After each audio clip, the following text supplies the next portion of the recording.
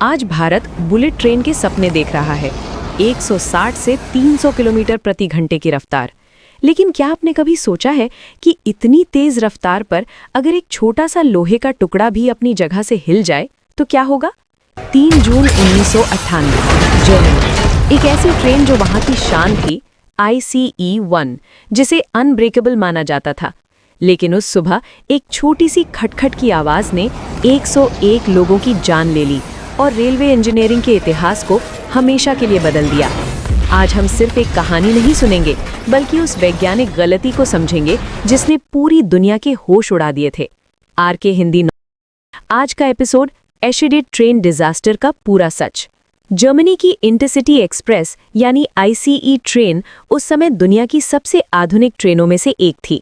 इसकी रफ्तार 280 किलोमीटर प्रति घंटे तक जा सकती थी। लेकिन इन ट्रेनों में एक समस्या थी।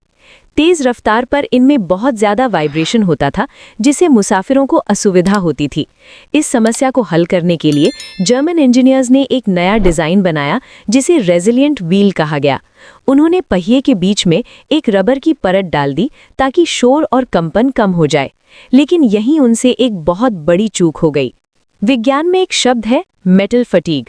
इसे ऐसे समझिए कि अगर आप एक लोहे के तार को बार बार मोड़ें तो वो बिना टूटे कमजोर हो जाता है और एक दिन अचानक चटक जाता है। रेलवे पहिए के साथ भी यही हुआ। रबर की वजह से पहिए के बाहरी स्टील टायर पर लगातार दबाव पड़ रहा था, जिससे उसमें अदृश्य दरारें पैदा हो रही थीं। 3 जून 1998, सुबह 10:55। ट्रेन नंबर 884 म्यूनिक से हैम्बर्ग के लिए रवाना हो चुकी थी। ट्रेन में 287 लोग सवार थे। सब कुछ सामान्य था। ट्रेन 200 किलोमीटर प्रति घंटे की रफ्तार पर दौड़ रही थी।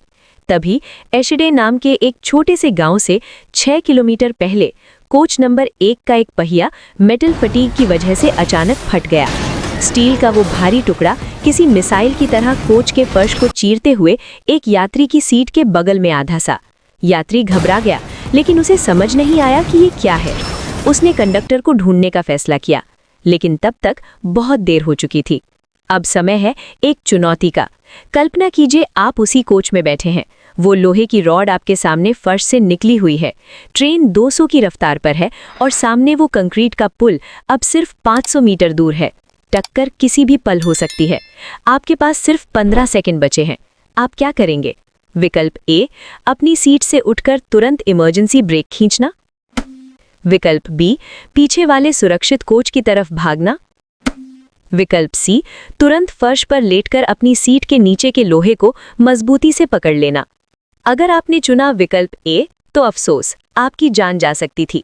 आप सोच रहे होंगे कि ब्रेक खींचना सही फैसला था, लेकिन विज्ञान कहता है कि 200 की रफ्तार पर चल रही ट्रेन को रुकने के लिए कम से कम 1 किलोमीटर या उससे ज्यादा की दूरी चाहिए होती है, और सामने का पुल सिर्फ 500 मीटर दूर था।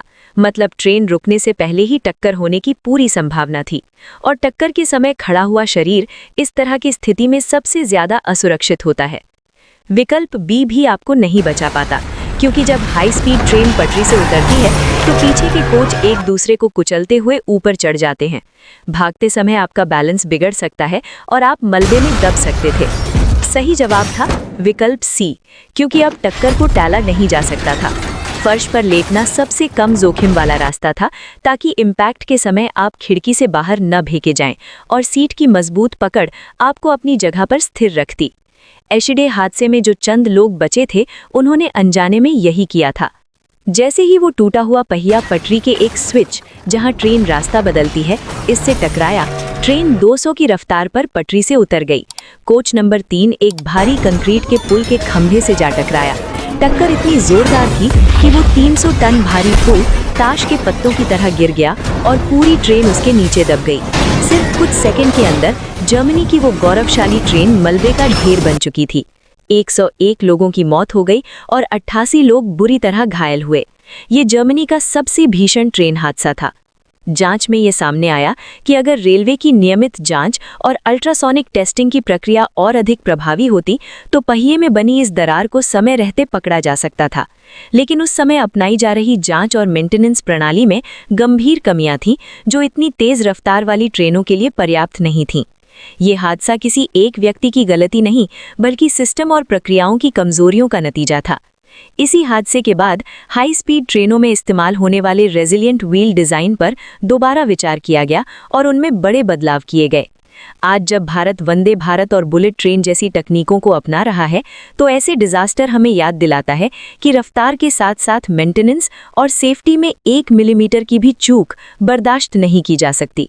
सुरक्षा सिर्फ रेलवे की जिम्मेदारी नहीं, बल्कि एक जागरूक नागरिक के तौर पर हमारा भी फर्ज है कि हम किसी भी गड़बड़ी को तुरंत रिपोर्ट करें।